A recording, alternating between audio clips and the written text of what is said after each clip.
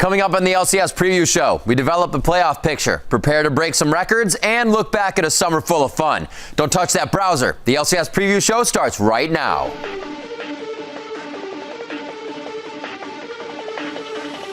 Selfie continues to split push off. Can he find? Oh, Novon! There is the kill, and the Super Hawk can push through and pick up the win here.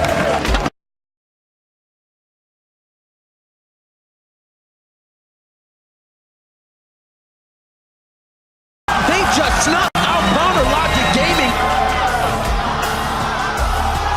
Get out. Go on then, go. Millennium are just dropping like flies here. Fnatic take victory over Millennium. Oh my God! Bjergsen coming out, huge! Great win, Team Solo mid.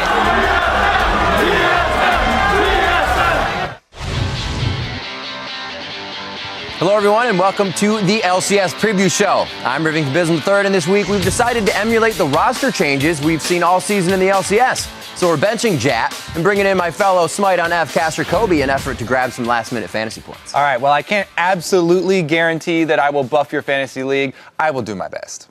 That's not good think Wait a minute. All right, can we still swap him out? What is that? Submitted paperwork. Whatever. All right, so no pressure, Kobe. I think you can hack it. All right, thank you, Riv. There's nothing like positive reinforcement. In the meantime, I would like to thank you. All the fans are probably happy to see you up this early for the preview show, as well in Europe in their afternoon. You're welcome. So there's a super week full of LCS action ahead as the summer split comes to a close. So let's get right into things right now. First up, it's World Watch, where we check out the regions to see how well the 2014 World Championship is shaping up. All right, and right now it's still early, and though it's not officially official, we can say that Samsung Blue have become the first team to qualify for Worlds. They are guaranteed a top 2 finish in Champions, and whether they get first or second seed will depend on how they complete their summer season in South Korea. That's right, and most of the European LCS teams still have a shot at joining Samsung Blue at Worlds.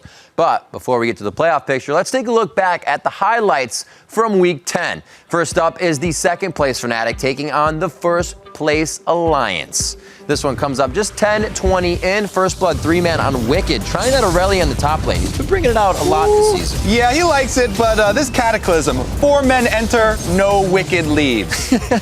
He's the one to go down for First Blood. It's been the story when you see top lane Gragas. You always get a gank on the top laner on the opposing side anyways. Here coming in at Dragon, Alliance picking up a 2-0 as they go with the Dragon as well. Shook on this Riven, man. Yeah, look at Shook. Nobody else has been sold on this jungle Riven pick, but he makes it look good.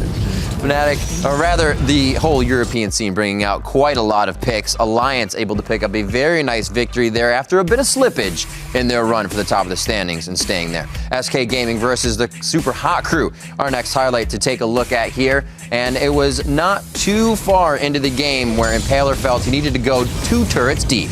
That reminds me of the old double lift bush check on that one. But look at this, he almost gets away. Svenskeren makes Impaler stay around a little bit too long. And those were the few kills that Selfie actually needed to get some assists on to really get this Ahri going. See how low Impaler is? But somehow Super Hot Crew turns this fight around still. Yeah, and Ahri is all over the place here. I'm glad that it only took a small buff to bring her back into competitive play. And now we're seeing her over and over again. Maybe we'll get some action in NA with her. Absolutely. Maybe some more Shiphtur, Lichbane, Ahri on the Nexus plays. But right now, that guy, Selfie, making plays. The Flash Charm gets him out of the Valkyrie. So quick right there. Beautiful play by Selfie. Really great play from the Super Hot Crews. They try to move themselves up the standing. It's going to be even more important in Super Week. Alliance versus the Wolves as they try to take a bite out of that #1 team. It was 11-10 into the game, and Froggen got Kassadin. That was a bad idea. Woolite has to tip his fedora on this one. Yeah, and this is before he picks up his Medjais. Froggen reminding EU players why they banned Kassadin. He was only nerfed a tiny bit.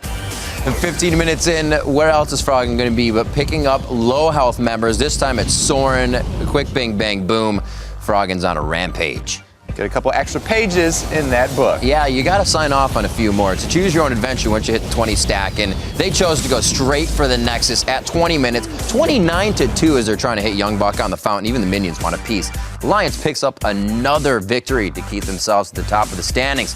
Next up, the 15-8 Fnatic taking on the 13-10 Millennium.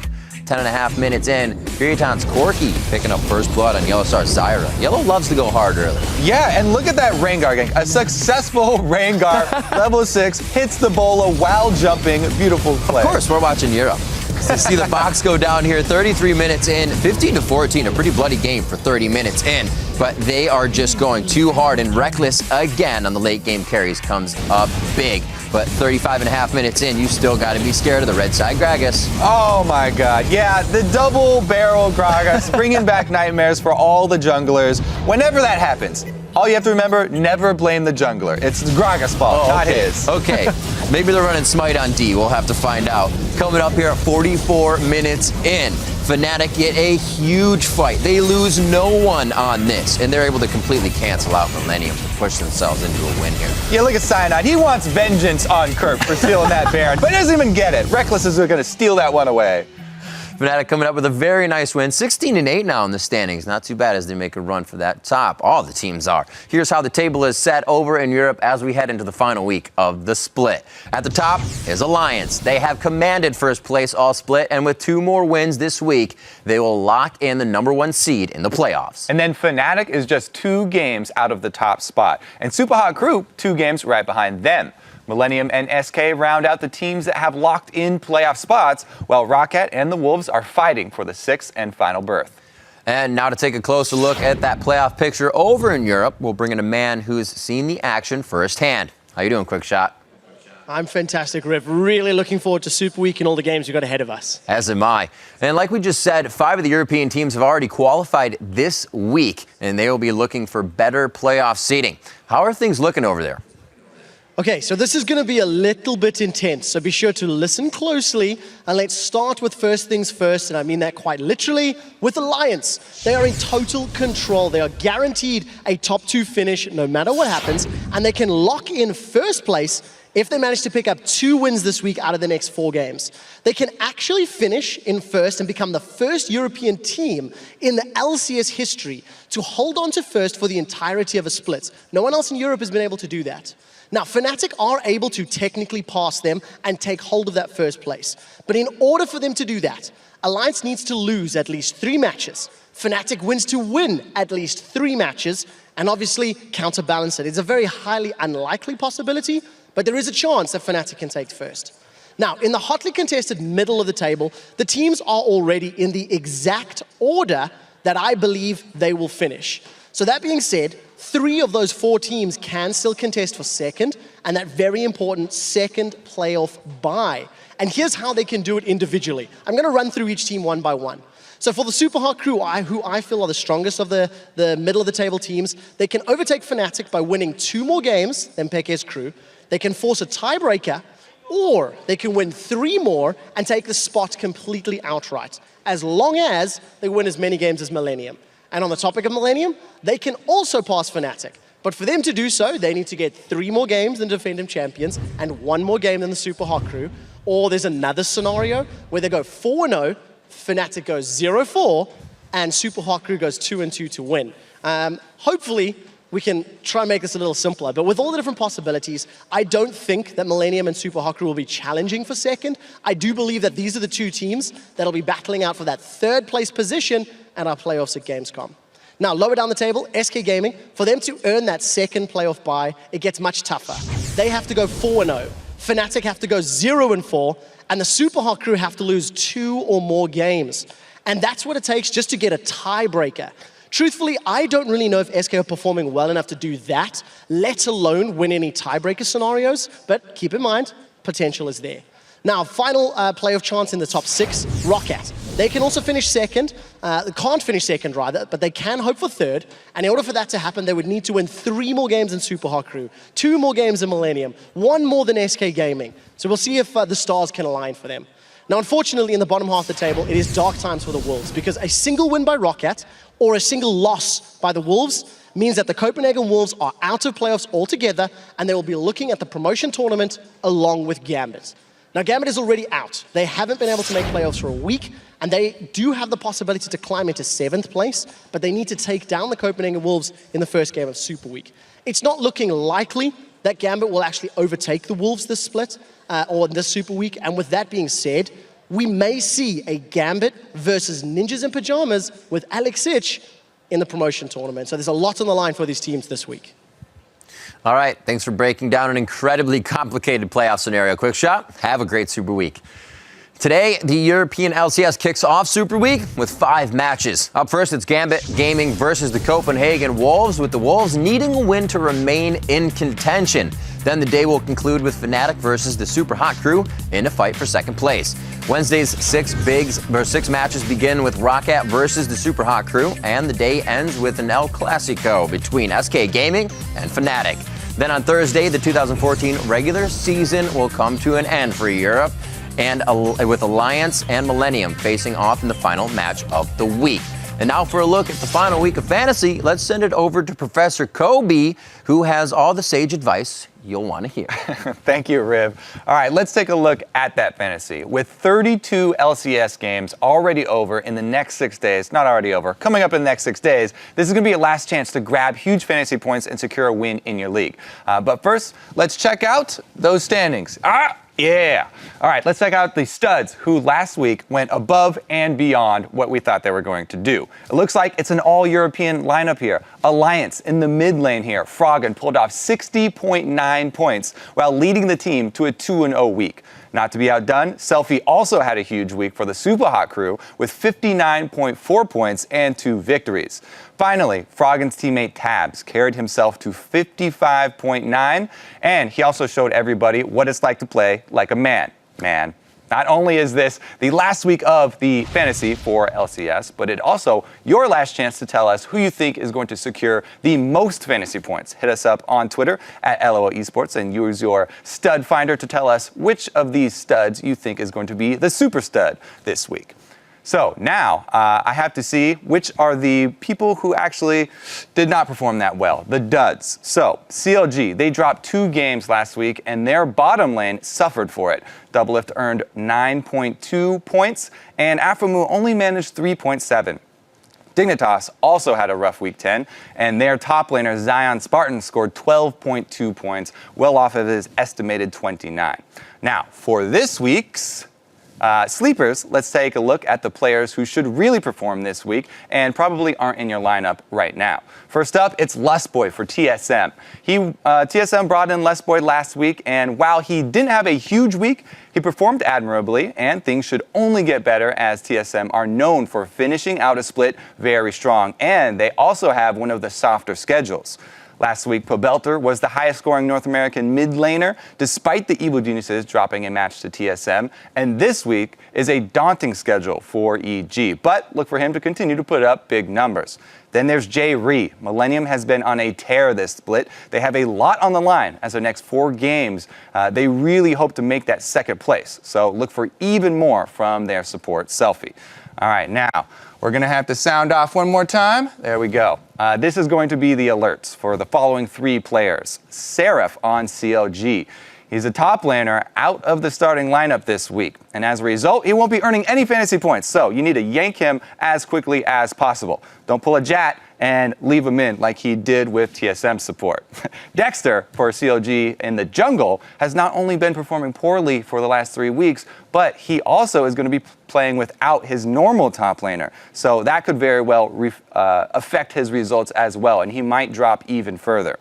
Finally, we have Shiphtur, Team Dignitas mid laner. He's also been underperforming, and in the last 7 of 10 games, he has gotten less than his estimated points. With a tough week ahead, consider benching him for someone else if you've got more options. All right, we really do hope that you had a great time playing fantasy this split, and we've certainly enjoyed bringing you the fantasy advice we hope is not court admissible. And if it is, remember, Jat said it, not me. So hashtag Kobe's always right. Now let's activate the listening devices hidden around the LCS stages and eavesdrop on our teams. Yep, it's time for all chat. You said that you could be the next cutie pie of you. Yeah, I think I'm gonna pass. You're gonna pass? Have fun. Kitty, don't get hit by mine. God bless. TSM, TSM, TSM, 3SM. Wait, shield there. We can win. Helios. I'm coming here. Pobato, Pobato. Laser. Alright, what can we do? Can we Baron? Laser. Nice. Good job. Okay, good calls, Lust. Good calls. It's GG. Like they're throwing. They're throwing the game. I'm in there. They're throwing the game. You can see the buff timers. Yeah. Oh, I forgot about that. I never used it. How long, Dragon? 125. It's pressed goddamn tab. Oh yeah, kurva. I am not used to that still. I have like 500 AP with this build. You have 400. I can win on try. Yeah, just try. If you want. But they stopped. Nice! Oh, nice. I just It's fine. If I decide to do something and it's a mistake, then it's a mistake, not a decision. No, it's a misdecision. Tabs, can you please explain this to me? No, Because I'm gonna stay out of this one. Somebody told me that shadows help with depth perception. Yeah, it does.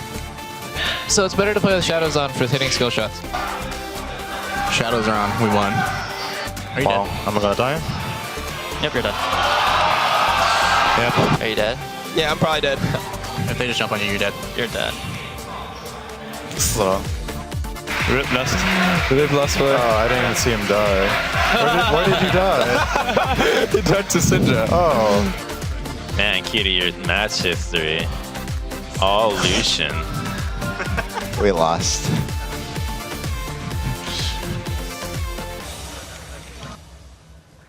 I think the biggest thing I took out of this all chat is shadows equal win. Must try when I get home. If you want to listen in on extended versions of all chat, just head over to LOL Esports YouTube channel. There's a lot of bonus material there just waiting for your ears. Now heading into the final week of the season, we combed through the LCS books and found that there were a couple of achievements that were within reach for some of the LCS pros. Let's take a look at the records that were made to be broken. First up, the record for least deaths in a split. Meteos currently holds that record, dying only 29 times in the total, or in his total games of 2013 so far. That's an average of only 1.04 deaths per game. Right now, two players are threatening that nearly immortal performance, however. Currently, Shiphtur has only 23 deaths and Rekkles 24. If they can keep the Grim Reaper at bay over the next 4 matches, we'll have a new record holder. Shifting from least deaths to most kills, Mancloud is the man with the bloodiest jersey from last summer's North American split, if you remember, with 167 kills, or just under 6 per game. Rekkles is currently the closest player to that record right now with 140 kills this split. He would need to average 7 kills per game to best Mancloud. And while that might sound like a lot, he does average just about the same amount that Mancloud was getting, 5.8, just under 6 per game right now. So it is within reach, and if he has another performance on Vayne like he did in Week 9, he could just pull it out in the final hour. Now, from records to LCS milestones, it also looks like we have the honor of dropping the velvet rope to the 1,000 club again, because Xpecial just got a dance partner. Last week, Nif eclipsed 1,000 assists in his 108th regular season game, so we've embossed his membership card into the club. Congratulations, Nif. It looks like you and Xpecial will have the place to yourselves until 2015, because Yellow Star is next on the waiting list, and he still needs 72 assists to get in. So now that we've addressed we have to address one other club, I should say. That's the Penta Club.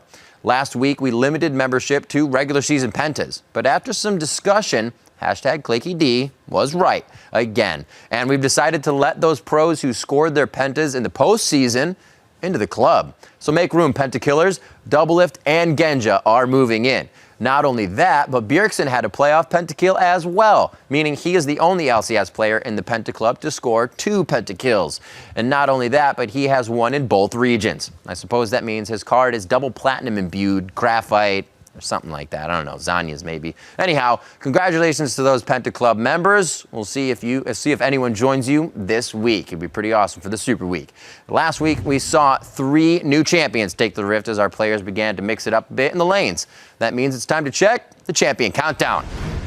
Looking at that, Zilean was the first to see the light of the summer split as Kerp picked up the Chrono Keeper in the mid lane versus the Copenhagen Wolves.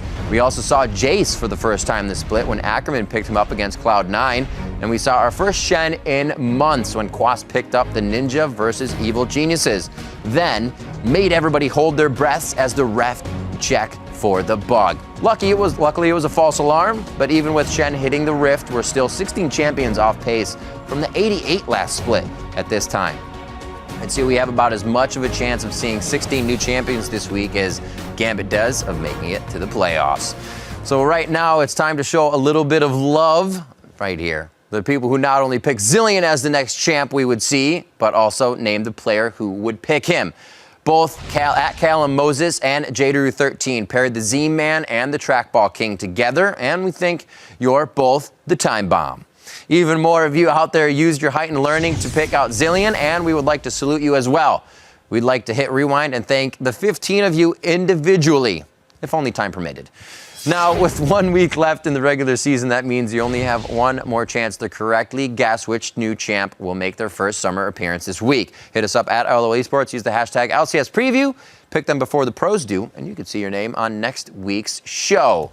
Haha, but now let's bring things over to North American shores. We take a look back at the highlights from the teams in Week 10. Our first matchup features a struggling team, Dignitas, looking to pick up a win against the rising Cloud9, one and the other. It's going to be tough. Here they go. This is the Dragonfly. High doesn't get to do anything here. Dies before Shockwave is able to complete, so doesn't do any damage. And look at Scar's tweets. He thinks, hey, we got one fight, we won the game. We won the game. Let's keep track of those tweets, though, as the game progresses, because it gets a little worse. They're not done yet. Crumbs gets caught out. You know, it seems like NA Rengars don't have 9 lives. It doesn't factor out that way. They don't have the best performances, let's see. There he goes down once again. Cloud9 really grabbing a foothold with those few kills, a pivotal in the jungle kill 2 times on Rengar, and it led them right into Dignitas' base. And it looks like Skara is singing a new tune. Yeah. At the end of this one. That one came out quite quick. The handshakes and camaraderie as Cloud9 continue to move up the standings.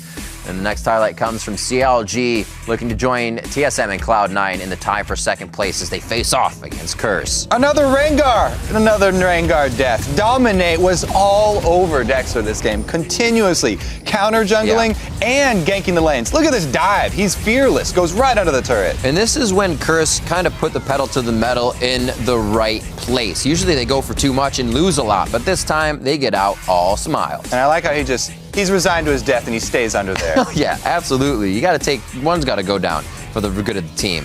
Here we see Cop and Doublelift. Cop just throws down the authority. He knew from the instant they started that fight, it was his. Yeah, he was trying to dodge off some of the rockets there, Doublelift, but not able to do so. And it looks like Curse are on their way to victory. And double AD composition working for him once again. In our next highlight, the Spring Split champions Cloud9 look to pick up a win against first place LMQ.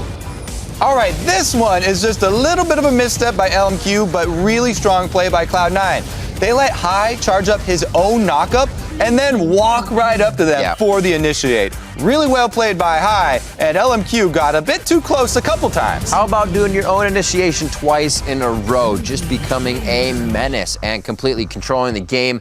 Balls gets his solo lane to himself on Rise again, and Cloud9 is back on track. TSM versus Counterlogic Gaming in our next highlight. Loco Doco giving Bjergsen the business so he can deliver it to both Aframu and Doublelift. Yeah, Bjergsen's not just done with Aframu here. He wants the whole rush hour, and he jumps over to knock Doublelift out of the rocket jump, just obliterating him. And Doublelift also tries to flash the kick there from Amazing, but they're too quick with the follow-up CC. Way too quick. 22-15 and Bjergsen takes down Seraph on Shiv. Wild Turtle was real close here, but they get him out safe with how far they were ahead. Yeah, Bjergsen Syndra, not just to be feared in EU, but also over in NA. Doublelift gets another taste. He didn't even have time to blink. No Doublelift hand tricks there.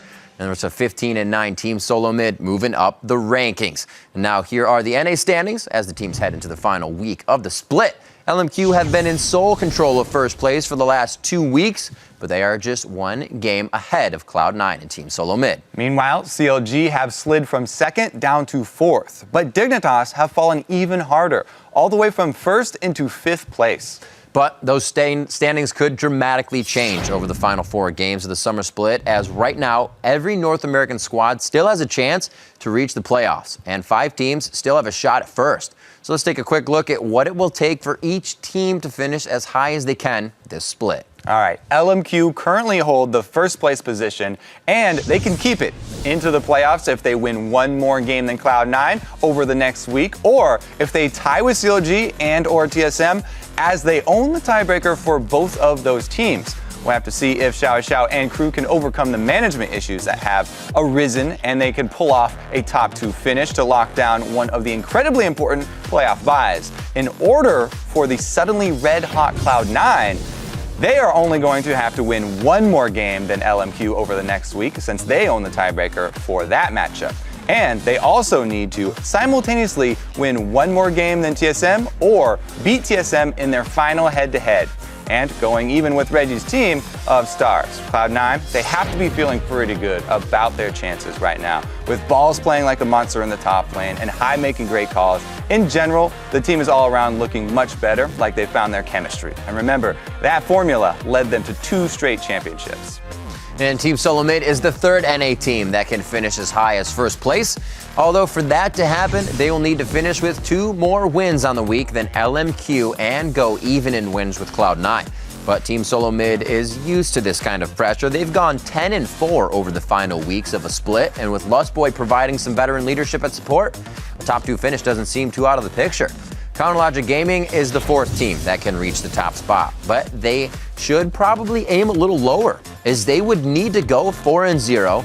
LMQ would have to lose at least 3 games, while TSM and Cloud9 would have to lose 2 or more during Super Week. And with a substitute in for Seraph, this becomes increasingly more difficult. And hey, even Dignitas can still reach first place. But for that to happen, hold on to your socks, they are first going to need to go 4-0, while LMQ and Cloud9 both go 0-4, and TSM loses at least 3 games. But based off of Dig's last 8 games, they've lost 7 of those, so they should really be concentrating on simply securing their playoff spot, as that's not even guaranteed right now. Currently sitting in 6th place and in control of their own playoff destiny is Curse, who could finish as high as, surprise, 4th place. If they go 4-0, CLG goes 1-3 or worse, and Dignitas goes 2-2 or worse, then Curse finishes 4th once again. But just like Dignitas, they haven't locked down a playoff spot yet, so that should definitely be their first priority. And Complexity's highest hopes are for 5th place, but it's a distant dream, as they would need to go 4-0 themselves, have Dignitas go 0-4, and Curse wind up 2-2. But to take 6th and earn a spot in the playoffs, Complexity just have to win 2 more games than Curse this week, which is a lot more likely. Finally, there's Evil Geniuses. They can still haul themselves out of possible relegation this week by winning 3 more games than Curse and 1 more game than Complexity over the next week.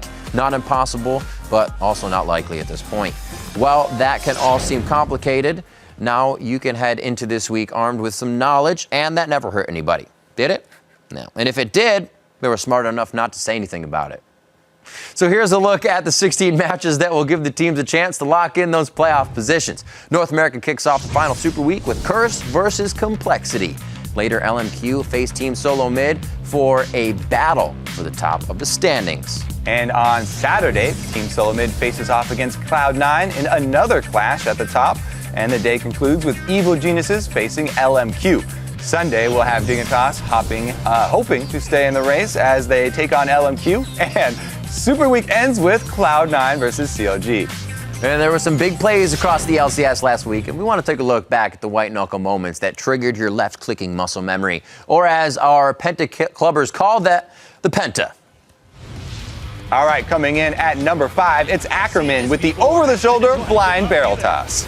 Gragas can take this chase. Oh, man. Oh! What? Ackerman on the Gragas has been just destroying AD carries left and right. And at number 4, Gragas was on a roll as curved barrels stole Baron. X is going in. He's gonna go in. There's no vision. Fighting goes in. Get the spike. Yeah, he gets through the barrel instead, and he gets down safe with the lantern. My God, Millennium, no! No way! Just Q ult combo from Curb. At number 3, it was Continents, kicking Broken Shard out of the pit. Started off now. Millennium on towards it. Broken Shard. Can he be the man of the moment? He's going to have to jump in, but instead he gets knocked away.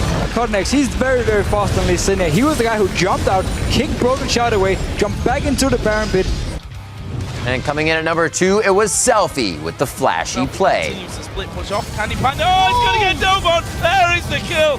And that's what happens. Well, Flash Charm. That was a great play. And our number 1 play this week was Maokai's wild ride through the jungle. Oh, fish coming in for Warpose. Oh, Chum the Waters will land this time around. Diamond in trouble. The lantern gets thrown out. He stealths away. Zelda's pulled in. Goes in. Gets himself the kill. He may pay the price with his own life. Everything invested onto Diamond, but because he's stealth, Overpower can actually jump him after the TFG.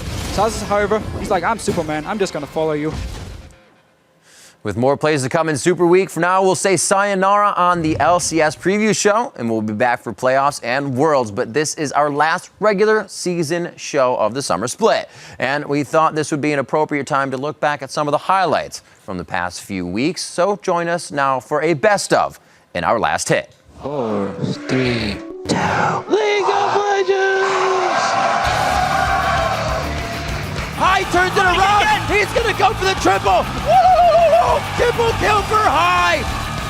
Let's head over to the man with the hair that never quits. The fastest Flash in the West, who dances like Jabba and shoots like a stormtrooper. Trevor Quickshot Henry. That's probably the best introduction I've ever had. He's looking for 5. He gets it. That's a pentakill. Pentakill for Shiphtur. And they're going to start this series out 1-0. I heard you have a bet with Scar about this match as well. Oh yeah, the loser gets the bowl cut. Bowl cut. Straight across the front. Oh man. Beautiful job. Seraph. Yo. I love you. Thank you. Wow. No love back. Get rejected, son. I will show you full power. Walnut got way too aggressive on that one. The culling coming out. Just about dodges out. Samson's going Mambo. Now wait just a second, Jet. Isn't there a matter of the bet from last week that we need to settle? I'm not quite sure what you're referring to. Nivea is still open, guys. Yeah. We have the free win if we want it. And now Impale's in trouble. Froggen gets on towards him. He gets himself another double kill. He's now 5-0-1 on Anivia. Bump it up. Raise your eyebrows. Raise your eyebrows. No. Raise your eyebrows. That doesn't have to do with... I think we're just here to ruin people's fantasy points.